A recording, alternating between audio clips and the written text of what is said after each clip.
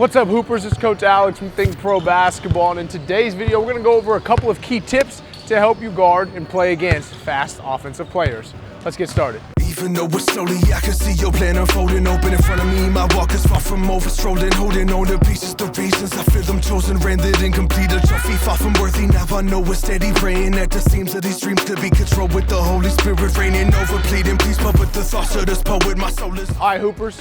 Well, in today's video, like I said, we're going to go over how to guard a fast player. And there's a couple of key tips to really help you with doing this, okay? So the first thing we want to do, I'm just going to put the ball down on the floor. And this is the offensive player. They're faster than we are as a defender. So what do we do in order to make sure that they don't score on us, to make life difficult for them, to make it hard for them to score against us?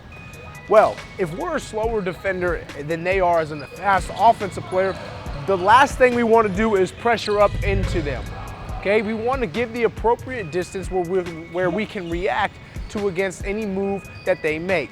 So if this is the offensive player and they're a really fast guard or fast player in general, we want to give gap. We want to give some distance, some space so we can react to any move that they make, right? Usually you want to be arm's distance. That gives you just enough room to react against a crossover, a simple drive move, whatever it may be.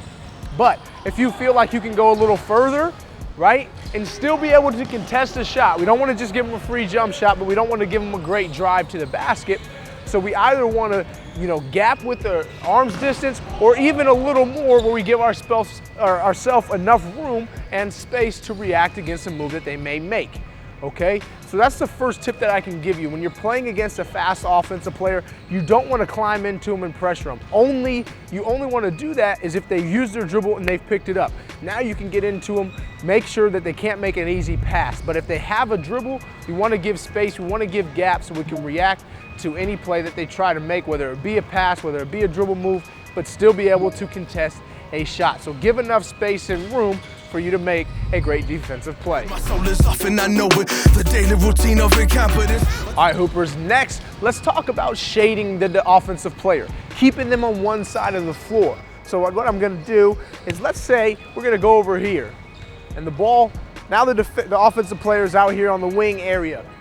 Now, instead of giving them in a straight up stance where it allows them to go either direction, if they're on one side of the floor, let's try to keep them here, right? Because now we can at least contain their speed on this small area of the floor rather than giving them all this room, okay? So shading means you're gonna have a top side foot up.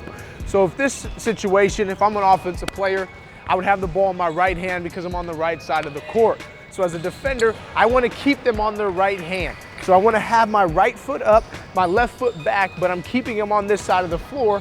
But notice how I'm not opened up where it just gives them a straight line drive. I'm in a position that if they drive, it's going to be straight down to the sideline or to that corner, which meaning they're not going to be able to do anything. But if you're guarding a fast offensive player and they're on one side of the floor, try to keep them there. Give yourself a little room to work with, which is going to ultimately put you in a better position possible.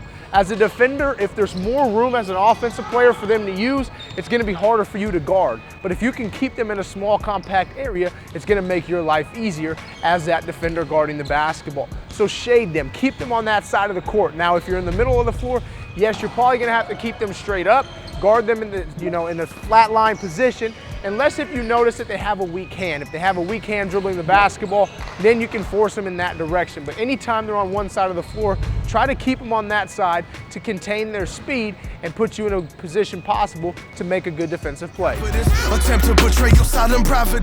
All right, guys, and the last point I want to make, there's going to be a time where you do get beat. That's what happens as a defender. You're not always going to be able to keep the ball in front of you. There may be a time where the offensive player creates the advantage and has that split second where they're trying to beat you. So let's just say the offensive player is driving, so they got to step on you. Now, as a defender, let's just say this is where they're going to end up down here because they're trying to attack the basket, but we're going to start out here. So they beat me.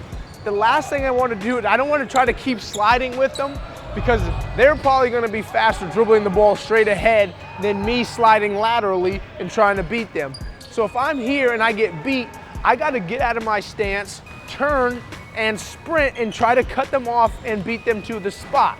right? Especially if they're driving to the basket. Now when I get them back down here, I don't want to jump for any shot fake. I want to stay down, I want to stay disciplined and force the offensive player to shoot over the top, okay? So again, I'm in this position, I get beat. I'm not gonna widen out here because that would still give them a whole lane.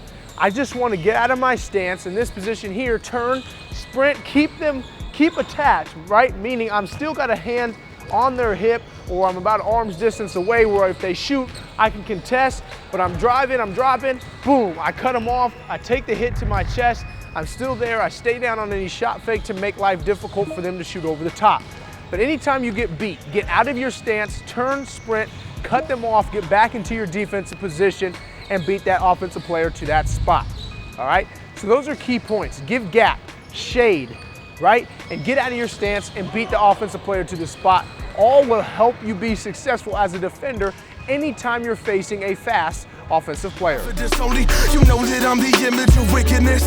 All right, Hoopers, well, that's it for today's video. If you learned something and enjoyed it, go ahead, click that like button, leave a comment, and subscribe to THINCPRO Basketball and get great videos like this every single week that's designed to help you take your game to the next level. Now it's your job to get out there, hit the gym, hit the court, put the work in, work on becoming a better defender so you can stop any fast offensive player that steps in front of you. Now until I see you again next time, remember to always keep hooping.